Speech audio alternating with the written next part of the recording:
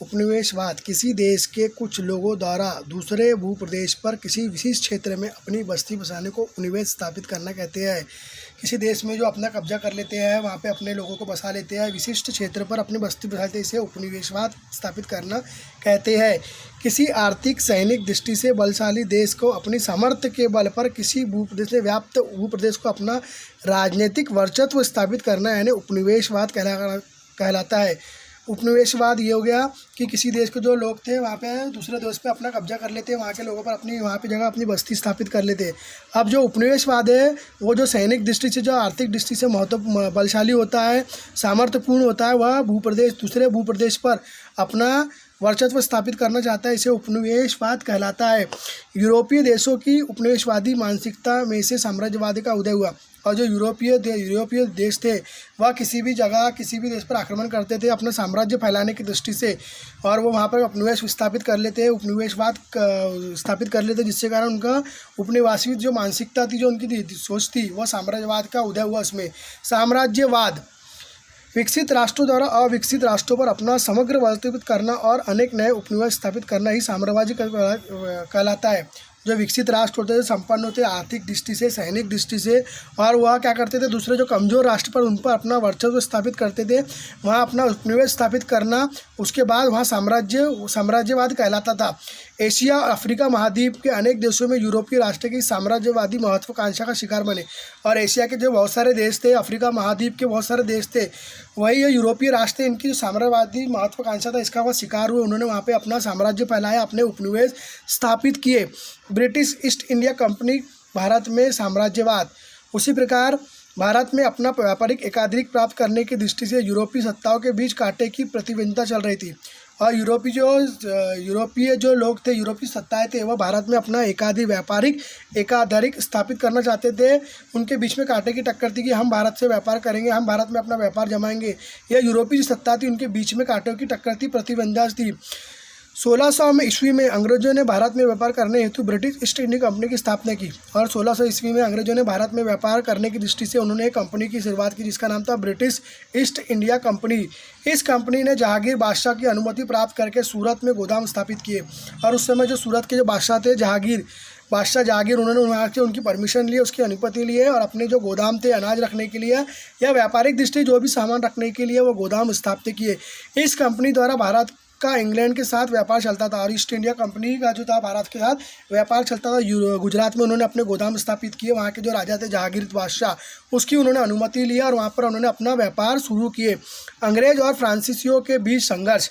भारत में चल रही व्यापारिक होड़ में अंग्रेज और फ्रांसीसी एक दूसरे के प्रतिद्वंदी थे, और भारत में जो व्यापार चल रहा था वह अंग्रेज और फ्रांसीसी ये दोनों एक दूसरे के प्रतिद्वंदी थे कि वो भारत में ज़्यादा व्यापार कौन करेगा, दोनों के बीच में प्रतिद्वंदी थी, स्पर्धा थी। इस प्रतिद्वंदिता के चलते अंग्रेज ने फ्रांसीसियों के बीच 3 युद्ध हुए, और इस प्रतिद्वंदिता के बीच में अंग्रेज और फ्रांसीसी के बीच में 3 युद्ध हुए। ये युद्ध कर्नाटक युद्ध के रूप में भी जाने जाते हैं, और ये जो युद्ध था अंग्रेज और फ्रांसीसी के 3 युद्ध हुए, यह कर्नाटक युद्ध के नाम से भी जाना जाता है। तीसरे कर्नाटक युद्ध में अंग्रेजों ने फ्रांसीसियों को निर्णायक रूप से पराजित किया। पहले जो युद्ध थे वह फ्रांसीसी जीते, और बाद में जो आखिरी जो निर्णायक युद्ध था उसमें अंग्रेजों ने फ्रांसीसी को निर्णायक रूप से पराजित किया। परिणाम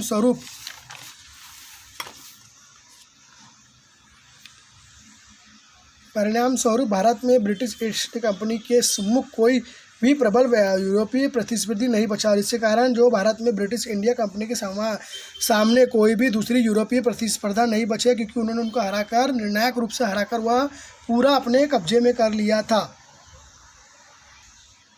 आगे हम पढ़ेंगे, बंगाल में ब्रिटिश ईस्ट इंडिया कंपनी की सत्ता की नींव रखी, और जो बंगाल धीरे धीरे जो ईस्ट इंडिया कंपनी है धीरे धीरे अपना साम्राज्य फैलाने लगी, अपनी जो ईस्ट इंडिया कंपनी थी उसको फैलाने लगी। बंगाल प्रांत भारत का अत्यंत समृद्ध संपन्न प्रांत था। बंगाल जो था भारत का सबसे अत्यंत समृद्ध और संपन्न था, आर्थिक दृष्टि संपन्न था, समृद्ध प्रांत था। 1756 ईस्वी में सिराजुद्दौला बंगाल के नवाब पद पर आसीन हुए। और 1756 में वहाँ के जो बंगाल के नवाब थे सिराजुद्दौला, वह उस पद पर आसीन हुए। ईस्ट इंडिया कंपनी ने अधिकारियों ने मुगल शासक से बंगाल प्रांत की व्यापारिक सुविधा प्राप्त की थी। और जो ईस्ट इंडिया कंपनी उन्होंने वहाँ के अधिकारी लोग थे, उन्होंने जो वहाँ के मुगल शासक थे बंगाल के, उनके साथ व्यापारिक सुविधा प्राप्त की थी, व्यापार करना शुरू कर दिया था।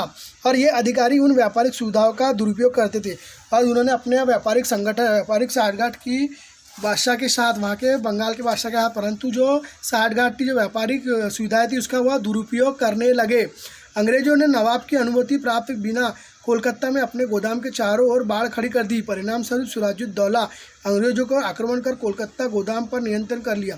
और जो अंग्रेज थे उन्होंने नवाब की अनुमति ना लेते हुए जो उनके गोदाम थे उसके चारों ओर बाड़ी खड़ा कर दी, दीवार बना दी। परिणाम स्वरूप सिराजुद्दौला को बहुत बुरा लगा कि उन्होंने उससे परमिशन नहीं ली, अनुमति नहीं ली, जिसके विरुद्ध उन्होंने उसके गोदाम के आक्रमण करके तो अंग्रेजों के विरुद्ध कोलकाता में आक्रमण किया और अपने जो गोदाम थे उसको अपने नियंत्रण में कर लिया। इस घटना से अंग्रेजों को असंतोष व्याप्त हुआ और अंग्रेज इस घटना से बहुत ही घबरा गए, उनके बीच में असंतोष निर्माण हुआ। इस घटना में अंग्रेजों ने असंतोष व्याप्त हुआ। रॉबर्ट क्लाइव ने कूटनीति का सहारा लेते हुए नवाब की सेनापति मीर जाफर को नवाब पद का प्रलोभन दिखाया और अपने पक्ष पर लिया। और अंग्रेज जो उनकी जो कूटनीति थी, उन्होंने जो रॉबर्ट क्लाइव था, उनका जो रॉबर्ट क्लाइव अधिकारी था, उसने अंग्रेज की नवाब की जो सेनापति थे जाफर, उसको नवाब पद का लालच दिया, प्रलोभन दिखाया कि हम तुमको नवाब बना देंगे अगर हमारे कब्जे में अगर ये सत्ता आ गई तो, और उसको अपने पक्ष में कर लिया। 1757 में प्लासी के नवाब सिराजुद्दौला और अंग्रेजों की सेना आमने सामने आई। उसके बाद अंग्रेज और सिराजुद्दौला की सेना थी। 1757 में उनका युद्ध शुरू हुआ, दोनों सेनाएं आमने सामने आई, परंतु मीर जाफ़र के नेतृत्व में नवाब की सेना युद्ध की भाग गई और जो मीर जाफ़र था उनका जो उनके अंग्रेजों की सेना के सामने वह वहाँ से भाग गए। परिणाम तरह सिराजुद्दौला पराजय हुआ और जो उन्होंने उसको नवाब का पद की लालच दी थी और जिसके कारण जो मीर जाफ़र था उसकी सेना वहाँ से भाग गई और परिणाम जो सिराजुद्दौला हार गया।